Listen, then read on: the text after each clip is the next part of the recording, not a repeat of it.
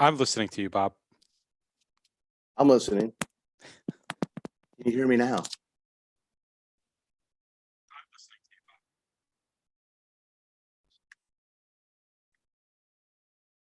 Bob. Not anymore.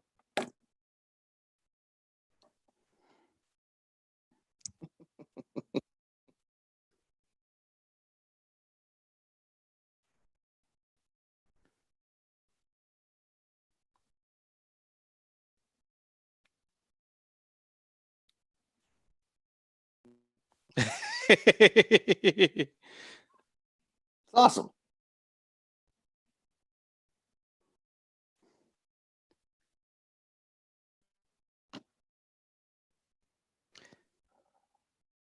No? I've got all this like energy bubbling in. You've got nothing? I mean, it's the end of the year. It's the end of an incredible year where so much has happened. The world is a different place. I mean, we will never be able to walk around without masks. I haven't seen Bob's face except for the virtual like this. Otherwise, it's always masked. Wow. It's horrible. You got a face for radio. Have you seen this mug?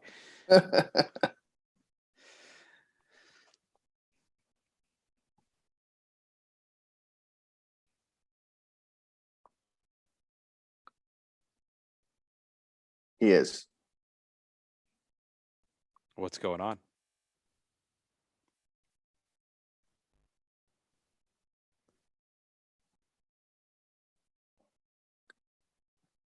I got a few things, but before we get started, Dr. Baxter says she cannot hear you, Bobby.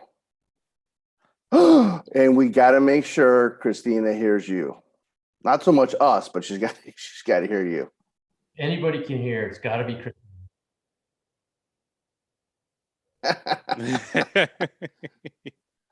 All right. Before we get started, I have to say I was informed earlier today that there's a very special person. She's not a hazmat person, but apparently her husband is. Her name is Jennifer. I don't want to say her last name because I don't want to, embarrass her too much. But she really loves our show. And Alex, thank you for passing that on to me that Jennifer loves her show. And maybe we can get her a shirt or a sticker or a mug or something. I'm back. All right. Would we be sending this? We'll get something to Jennifer. You can get it to me, and I'll get it to Alex, and Alex will get it to Jennifer. And Jennifer, we appreciate you watching our show and listening. Even though you're not a hazmat person, you love what we do, and we appreciate that. So, thank you very much. Full disclosure, I think I'm back on the air right now, but I bought these Pixel earbud things, and I'm like, oh, this will be great. Screwed up everything. Oh, So, they're out. Go like this. done. Garbage. You're going back tomorrow. Yeah, they're going back. Are. They totally are. That sucks. Whatever. I think I'm back though. So what do we got? What do we got for today? So one of the things we talked about was after I retired, everybody said, hey, how did you get in the fire department? Well, that's a boring story. It's a family thing. Well, how did you get into hazmat? I'm like, that's kind of a little bit of a story. So we're going to go around the table. See what I did there? Round table, like that. Oh, yeah. I like it. Yeah, like it. I'm and talk about how each one of us got into the hazmat realm. Whilst we hear this, in the fire department? there might be a little picture video thing playing. Oh. All right. All right. Sounds And then we can talk about what changed our lives so much in 2020 besides the obvious, but what we've had to endure or whatever, and then pass it off, and we'll see everybody. See you next Tuesday, in January kind of thing. Yeah, next month, Tuesday. very excited. Next month. All be new. It'll be perfect. Everything will be good. It'll be perfect. It'll be like you woke up in a dream. I'm already perfect. That's true. You. Touche. Be more All right, perfect. so more perfect. That's a great podcast, by the way. Yes, it is. More Sorry, perfect? more perfect. Yes. Yes. Yes. Is that the It's about the judicial branch? Yeah, it's about the Supreme Courts. Yes. It had nothing to do with hazmat, but you just randomly said a word and it popped a thought in my head, and that's what happens in my world. So I will not derail the show anymore. Go ahead, Bob. I just need control, Oh, please. I'm sorry. I need control. My apologies. You're gonna see. No worries. Dude, let's see. I turn on. And then I'll pick the video, and then whoever I pick can start talking and tell us your. Host. Here I am now. Okay. Here's my story. There you go, Bob. You're a host now. Oh, good God! We got to share screen. Everybody, bear with me 1 second. I want to know more about the hazmat team. Is there anything you guys can tell me about the basics of what you guys do? Winston Williams. Yes. You're talking about it in like an entire year's worth of podcasts. So, Yeah. yeah, we can tell you. I just don't think that this is the format to do it. I think if you want, give me an email at bob@thehazmatguys.com, and I will set you up with some stuff. It might be a good show if he sends in a whole bunch of questions. We could definitely answer them. All right. Yeah. Is that? There we go. I'm jacking it up a little bit here. There we go. There. How's that? Better? I think that's better. We sleep and eat. Yes. We sleep to eat and eat to sleep. That is exactly true. So, yeah. Yep. All right, Bobby. I clicked you first. This is just an interesting. Looks like you're doing kung fu karate paramedic thing here. But tell us how you got into hazmat. Well, it was a long and dusty road. No, it was I went to school for chemistry originally. I went to New York Institute of Technology, a quaint little school local to me, where I was a valet parker right next to them at a golf club. And I crashed 4 BMWs. And I'm not talking like glancing blows. I'm talking about like front end major catastrophes. One of them was like $180,000 one-off car. It was an awesome time. Anyway, I went to New York Tech. I got out of there and went into EMS. I joined EMS in 1995 and switched over to fire in 2000. Went to special operations. I graduated with from New York Tech with a bachelor's in organic chemistry, and I didn't tell anybody that. And then I went over to special operations right after September 11th. I went over to special operations December 26th of 2001, and I went to Squad 288 in Queens, and I stayed there until about September of 12. And I switched over to right across the floor to Hazmat 1. And that is where I still reside until this day, until I probably retire. I'm not going anywhere. I don't see any reason. Unless somebody throws me out the side. I don't see that really happening, though. But Nice. There's a significant possibility that could happen. That could happen. I know a few guys who are ready to do it. Oh, yes. I know they love it, but yeah, I've been around, and now I'm going back to college, and working on a little bit more of like a master's level thing in chemistry. Good times. Nice. Oh, we're trying. Apparently, I was just told we're having some technical difficulties because the video of you and your beginnings is not playing for some reason. The video of me in Facebook or Yeah, YouTube? the little pictures that I have that are supposed to be playing right now are not. They're not. Are they on the second screen? You know, it could very well be. Stand by. Let me Just try slide it over this to a the different other way. screen.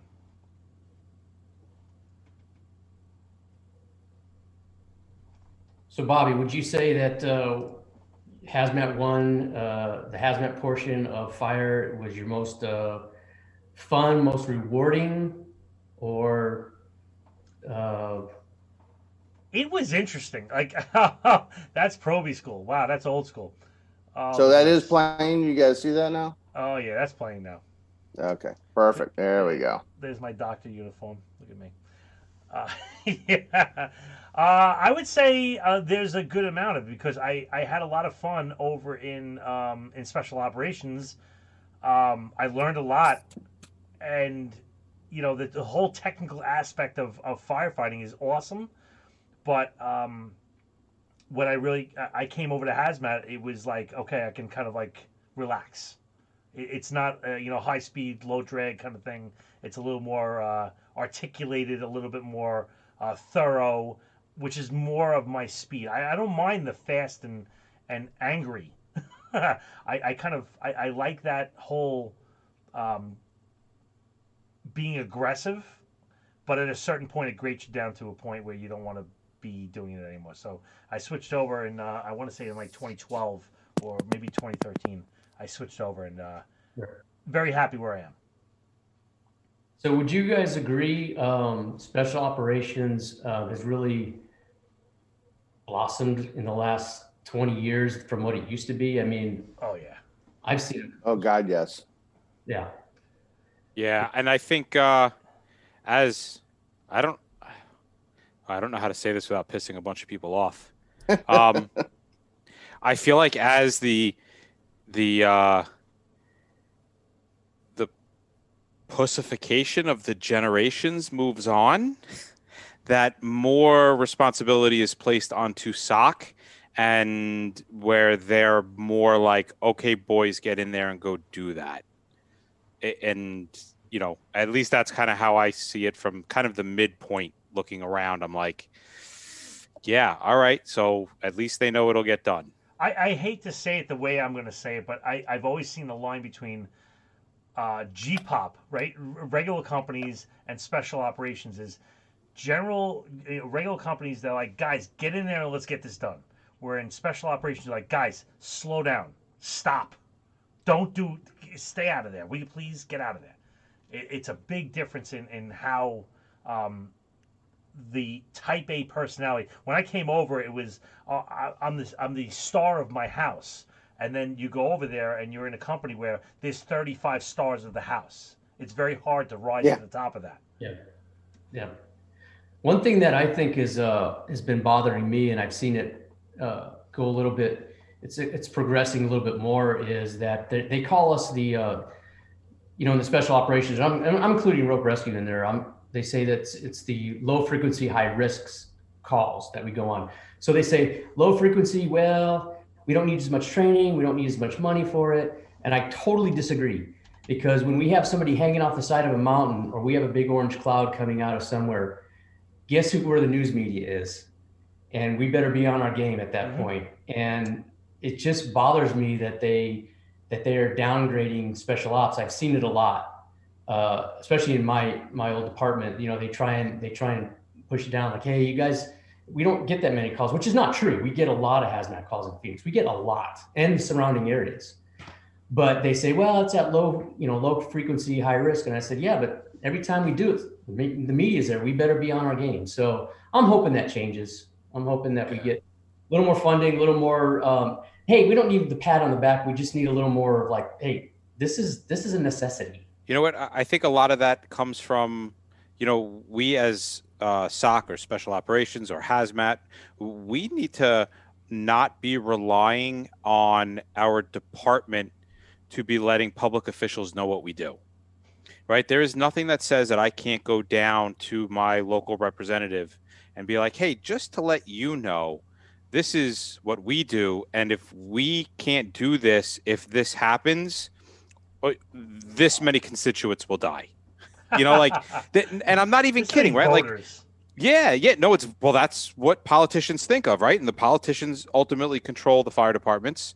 So if you can get into your local politician's ear and just continuously be like, hey, listen, we've got a lot of tourists. They go hike this mountain, and we're the ones that are there. And if they didn't, maybe we wouldn't be bringing in so much tourist money, or we've got this industry. And if something were to happen, we can protect this many people, but not if you don't allow us to train or have the funding. So, there's, I think, to a degree, and maybe that's where this thing called a union is supposed to step in, but they don't really seem to. But yeah, I think we have to start having our own voice and being like, listen, like this is protecting the people who vote for you. Yeah, because the middle managers aren't going to do that. They're gonna be the nicey nice. Right. Yes. They're gonna tell us one thing, and they'll probably tell them the other. But I don't want to get into politics about it. But I just think the special operations need a little more credit where credit's due across the country, and hopefully it'll turn around. All right. Who's next? Well, thanks for your story, Bobby. Yeah. That was actually pretty good. Is this one Bob? I'm gonna skip me and go right to Jay-Z. Now, there's no actual photos of his original years on the job. No, they didn't have cameras. They didn't have cameras. No. He went to He still fed the Proby horses school. and stuff back. Yeah, he went to Proby school with Moses. With Moses. Golly. Well, so my story is I got involved in special operations in 1994, and I really loved it. I mean, I didn't put that picture in there, by the way. Anyways, I really liked special operations. It was just fun. Mainly rope rescue was in '94 is where I got in, and then I was working at Fire Station 7 as getting my ass handed to me because we were the busiest truck in the city. And I was like, I got to do something. So I decided to take the chief's test, and they didn't want me. So perfect. And then I got into my position as Car 957, which I really wanted. And because it dealt with rope rescue, hazmat, helicopter rescue, and then we went to all the great alarm fires. So I got the best of everything. My boss, we got in the room. My boss told me, asked everybody what did they want to do for their project, because we each had a job we managed, such as hazmat equipment, hazmat CEs, TRT CEs, TRT equipment, the 200 class, the initial class. And I said, yeah, he looked at me and he goes, you're doing hazmat CE. And I don't want to do hazmat CE. He goes, no, you're doing hazmat CE. Anybody else? What do you guys want to do? And they all picked their thing. And I don't know what happened, but he made me do hazmat CE. So you got voluntold. What's that? You got voluntold. Voluntold, yeah. So I said, okay. And I just thought, I don't know how this is going to work out, but I spent days and nights just studying hazmat. I'm not a chemist. I mean, if you want to talk about any chemical formulas, I'm not your guy. Bobby and Mike are, maybe Bob. I don't know. I'm not a chemist. But in terms of the hazmat call, and I mean, I've seen a lot in hazmat because we go 2,000 square miles was my first due. We'd go everywhere. And we used to get a lot of really good calls, and you just learn from those things. And I just really started getting this passion for it, and it started to get really fun. And my chief tasked me with doing a fog guide for the department. And he said, so many people have tried to do it, and they said that they can't do it. So I started to try to lay it out, and I said, this is just taking too much of my fire department time. So I said, I'm going to do this off the job.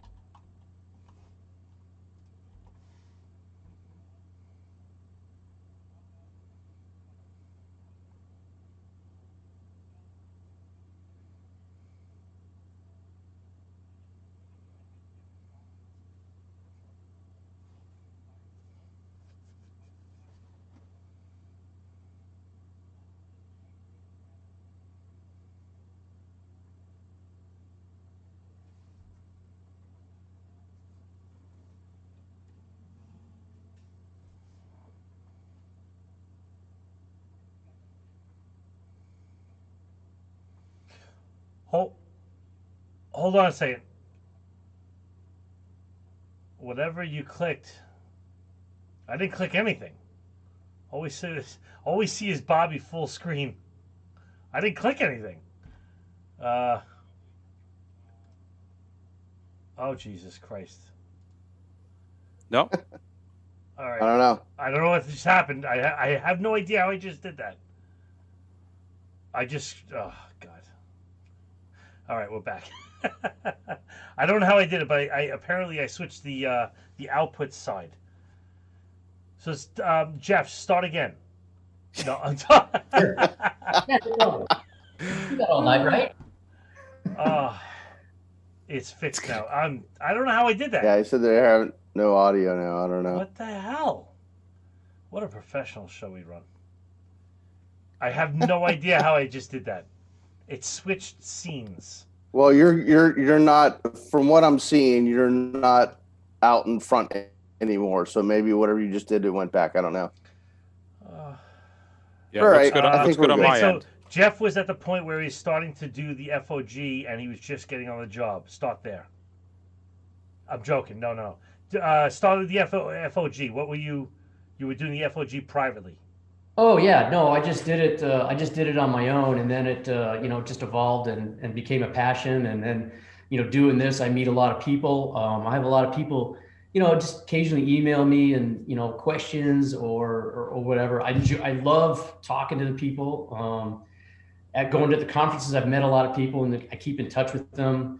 So it's been a blast. I mean, it was a way much funner than I thought it was going to be, and I had a great time. And I feel like I actually made some impact. I was in charge of hazmat CE and hazardous materials equipment, so I bought a lot of stuff, taught a lot of classes, hoping somebody learned something from me. I don't know, maybe not, maybe so. I don't know, but just enjoyed it. It was a blast. Awesome. Love to Awesome. hear it.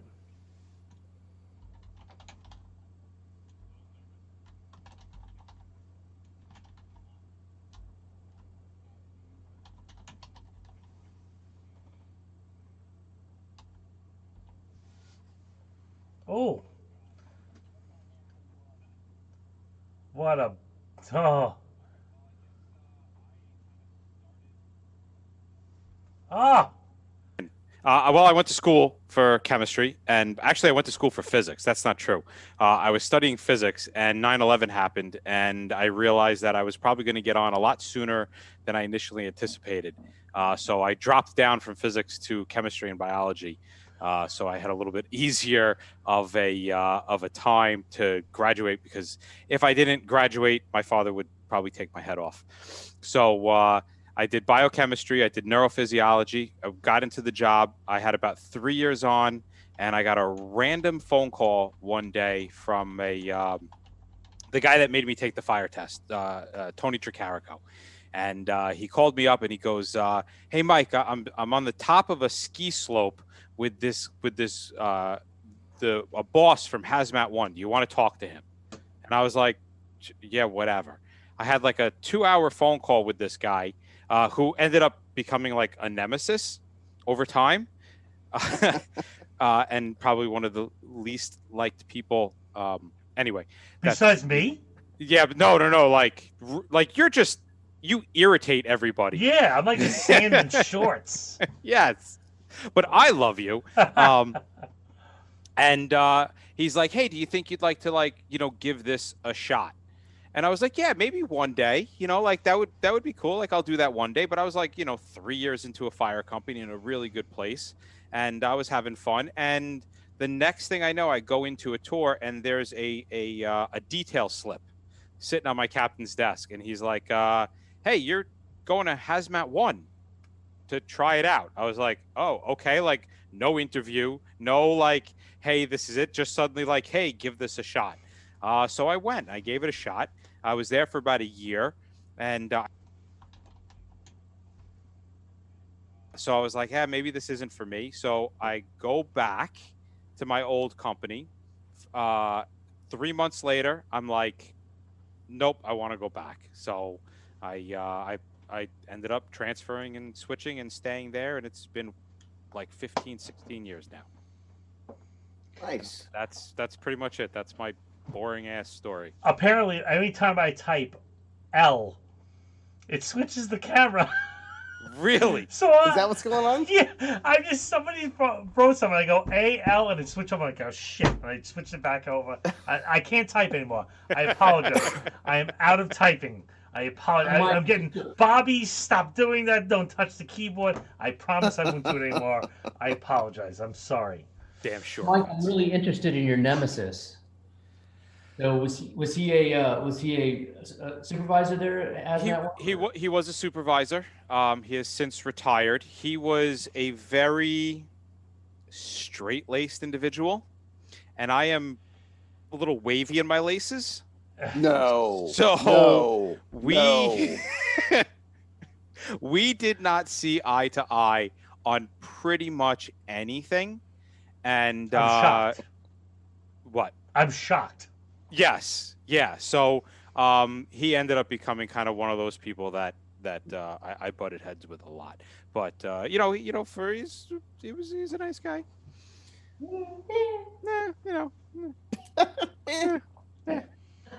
But no, and listen, it's no secret that I tend to butt heads with people when I disagree with them. I just I have no filter, and I pretty much just say it as is. So. Isn't that just straight up a New Yorker? Period. Yes. Yeah. Yeah, but even among New Yorkers, me Yeah. and Bob are kind of in. Yeah. Yeah. Yeah. More sensible over here. Even the transplant New Yorker here. Yeah. Mhm. Yeah. Yeah. Yeah. We're as Bob said before, the cream of the crop when it comes to assholes. So it is what it is. But yeah, that's kind of how I got my start. I really, to the dismay of some people that I talk to who have been trying to get into hazmat for years, I literally just kind of walked right on without even an interview. But you know what? I got to say that's some other stories I've heard from other people that have just, and not to make this sound bad in any way, but have fallen into it. They've become just like you and Bobby and Jay-Z, great hazmat people, because once you start getting into it, you're like, holy shit, this is actually kind of cool. Yeah, totally. I think it's that just one picture of me, man. pick it That up. Jason put lipstick on me on that one. I can't believe you don't have that picture. Yes, that one. There was a couple other ones that I had that I didn't post. Oh, did any of them But involve anyway. any of them involve a motorcycle? One might have been. Never mind. We'll talk about this offline. Okay. All right, Kosh. All right. You're What do you up, got? man. How did you Yeah, I don't know how the hell I did it, quite honestly. from horses to hazmat? From horses to hazmat, yeah. So, when I was downtown at Station 1 was all special ops. So if you were on Tower 1, Engine 101, Hazmat 1, everything was part of the special ops. Tower 1, since we didn't have a heavy rescue at the time, we did high angle, hazmat, dive, the whole shebang. So I was the grunt in the suit as a fireman. That's what I did. I promoted to engineer or driver, chauffeur, whatever you call it, and moved over to the hazmat engine, which had the hazmat lieutenant for the shift. So that hazmat lieutenant ran all the hazmat for that particular shift and the training. So what? I was fortunate enough to have, and this guy is still my mentor to this day, Toby Bevilacqua, who was my lieutenant. And I had no interest in hazmat. I thought, holy shit, I just want to drive this guy for 2 years and make lieutenant and get back on a truck company somewhere. That's all I cared. That's all I wanted to do. But what I found out was, okay, I can tie a knot. It's the same knot all the time. I can do a dive. I'm doing the same sweeping patterns all the time. But hazmat, it wasn't always the same. Things changed. And I'm like, oh, that's kind of unique, because when you think it's this, then it's this. So I kind of like that aspect of it. He was they made our very first special ops chief. And because of the things he did with the Joint Terrorism Task Force and some other government things that he was involved with, he was the natural fit to be our first special ops chief. And I just so happened to be on a lieutenant's list. So they said, hey, you know what? He's the special ops chief. You're next up in line. We're going to move you over a seat. So I literally went from driving the hazmat engine to now I'm in charge. And I was like, holy shit, I don't know nothing. I still don't know anything. So back then we had, and you kids probably don't know what these are, but they're called VHS tapes. We put them in a machine and the little thing spins around and you watch a video. My wedding is on beta. My wedding is on beta. Dude, I just had it's funny you say that, for our 25th anniversary, I just had my video moved from VHS to a DVD for our kids. So at any rate, I took these 50 so odd VHS tapes, took them home, and watched them over and over again for the 48 hours I was off, just to pick out a little nugget here and there, so I didn't kill myself or anybody else until I felt comfortable. And after about, I figured, hey, they're not only going to put me here for a month, then they're going to move me somewhere else. It'll put somebody who really wants to do this. So 18 years later, I was still a hazmat lieutenant. But I was fortunate enough to have Toby as my mentor that I could call at 3 o'clock in the morning and say, hey, dude, I got this. This is what I'm thinking about doing. Am I tracking right?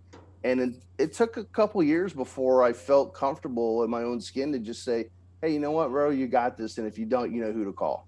And here we are. It's opened up a lot of great opportunities for me that I would have never, ever gotten to do. I've got to teach literally around the world and gone diving in places that I would have never gone. I got to meet great guys like who's on the show with us tonight I look up to. You know, everybody goes, oh man, you get to do the show and it's so cool. Listen, I am fortunate that I get, and I'm not bullshitting anybody here, I am fortunate that I get to be doing this with these three gentlemen who in my mind are the top of the spear. They're right there. So we have a couple of them in the crowd. I feel awkward. So Bob, you kind of fell into it just kind of like happenstance, but you really enjoyed it. And did you do a lot of extra work on the side? I mean, did you really try and, you spent a lot of extra time? Because I think that's where the key is, that people that can be hazmat techs, but you got to spend that a little extra time of your own time to get better. Yeah. I took it upon myself to go to classes, when they started doing these federal classes, the Anistons, the Nevadas, the Dugways, and other things. I took it upon myself, spent some of my money to go and do it because I wanted to not only better myself, I wanted to make my team better and safer. So that was kind of my thought. Yeah. Usually the people I know that really take this to heart they have to put the extra time in. You can't just, we're not a dedicated hazmat unit, not like New York, and probably not like you, Bob. I mean, we still went on, man down and whatever. Even so, we did too. We did too. If you think you go to a fire, then you go to a man down, then you go to a vehicle accident. Oh, then all of a sudden your hazmat call. Well, you got to wear a lot of different hats. If you think about it, the people that are you would consider, and anybody out there would consider that exceptional in chemistry and hazmat, whatever it is, are people that either because they were forced into it or because they took a self-interest in doing it more than they were needed to do it, are the people that are exceptional. So like me and Mike, we had the podcast, and so in order for us to be exceptional in the podcast, we had to start doing it every single day. Like, if there was no time off, it was always hazmat, always reading, always taking in podcasts, always looking at articles, always, so we can have the next topic. People that have PhDs or exceptional in education, you had to say, I'm going to commit to this and pay an exorbitant amount of money to do it. But you would learn exceptional amount of information. You had to go past norm. You can't just be like, yeah, I'm so awesome that I'm going to sit over here on this side of norm and I'm just going to suck it up. You're not doing it. I'm sorry, but if you want to be good, you have to act good. You have to walk the walk. You have to play the play. You have to read the books. You have to put the time in. You have to willing to make mistakes, willing to learn as being put on the different boards. You have to be willing to put in some serious time. If you're not willing to put it in, don't expect to be exceptional. You will not be. Nobody's that good. But if you're good and you got the time and you got the resources, well, then it's Schaefer time, and you're gonna be that good. And you know what I like too about hazmat is and not to diss any other discipline, but hazmat is not hero-fied. If you're doing a hang rescue, you're hanging on the side of a basket, you're hanging off a window, pulling a window washer off or whatever. You're a hero. Look at what you did. there's no hero in hazmat. We're not looked at heroes. When, quite frankly, we don't want to be looked at heroes. We want to do a job to make our crew safer. The public's safety is number one, but then our crew and ourselves. And I think the people that do this aren't looking, not that we're looking for limelight anyway, but we're wanting to do a job and really get, as you guys say, don't just get on the job, get into the job. That's it, man. That really is. And it shows in the people that do different things on their own, like you said. Well, Great. good stuff for everybody. Anything else from you guys? 2021, I can't wait. I cannot wait. Yeah, it's going to be good stuff. I'm really looking forward to 2021. The first the first Tuesday of the month will be the first show of this new session. Thank you for all our sponsors. We have Responder Training Enterprises, which you can find at respondertraining.com. A good friend of ours, Ron Huffman. I know he's listening out there. He is a true friend of this show and tremendous asset to the community. We also have 101 Consultants, Bob, a good friend up in the top left. Bob at 101consultants.com. Am I correct on that one? 101 hazmat101consultants.com. My apologies. No worries. Tremendous assets there. And Intercontinental, and I always screw this up, Intercontinental Training? Fire Training Academy. Oh my goodness. I'm so sorry. They are out there and they're great people too as well. Check them out. This is your class and we are signing out. We'll see you next Tuesday. Next year. Next. See you next Tuesday.